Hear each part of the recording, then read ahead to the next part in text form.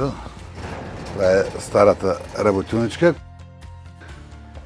Там беше гилотината, тук апканта и нататък вече другите машинки, с които на времето правихме чудеса. От тук почнахме, от тая работилничка, с 12-15 човека. Първите, как да ви кажа, те бяха да почнеш и да се откажеш. Така бяха. Ако не си инат, почваш и се отказваш.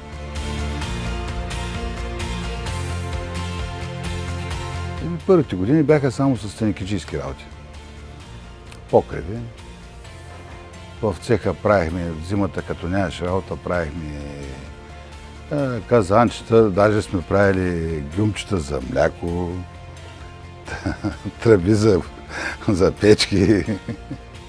Ходихме по пазарите, ги продавахме, до там бяхме стигнали.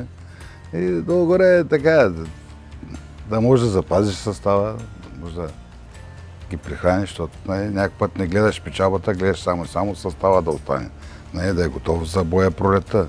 Като си упорит и постоянен, стъпка по стъпка се развиват.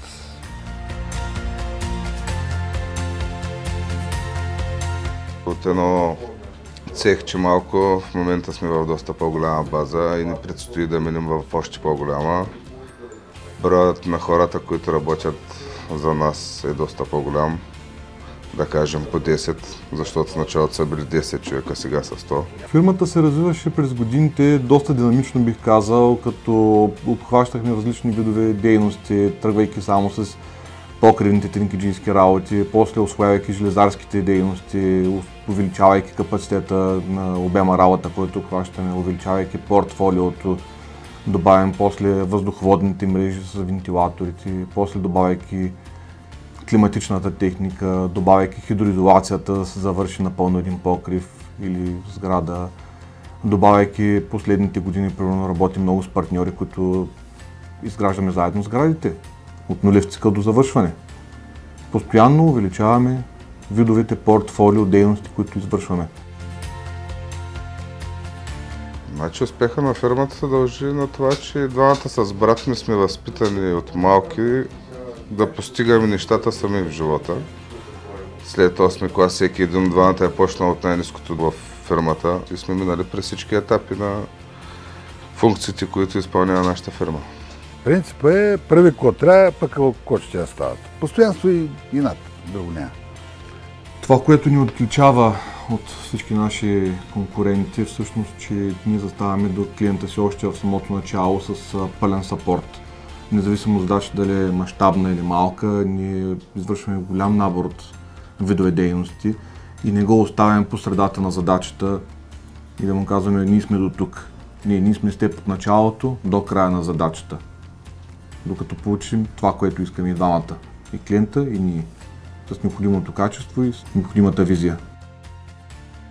За нас няма малки и големи клиенти. Всеки заслужава еднакво внимание, еднакво внимание към детайла, към задачата си и със всеки се отнасяме по един и същ начин, независимо дали задачата е много малка за гараж или за построяване на фабрика.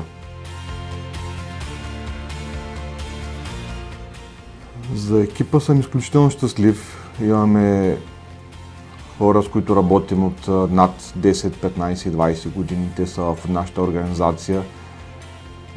Не знам каква е тайната, може би е някакъв микс от това, че имаме, чисто ги разглеждам като партньорски отношения с тях, като приятели, като семейство, защото на практика с тях израствам, с тези хора сме заедно всеки ден. Те са ми част от семейството.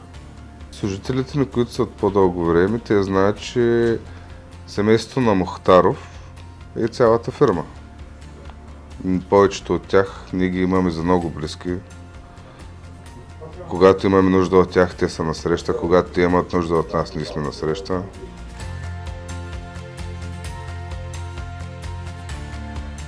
Фирмата следващите 30 години се я представям да стане една идея по-голяма. Малко по-стабилни да сме на пазара. Представям следващите 30 години да сме все по-успешни и по-устойчиви. Важното е да сме живи и здрави. Времето ще покаже. Чакам да я видя, да я кажа. Ще доизчакам да я видя. Кой не мечтае да го предаде на синовете си. Това е мечта на всеки един. И това стана. Просто съм много доволен, че успях да го направя. Много хора ми завиждат за това. Когато се предава на следващото поколение, фирмата би искала да се запази основните принципи, по които и сега работи. Защото това е лоялността към партньора и към клиента е според мен най-водещото правило.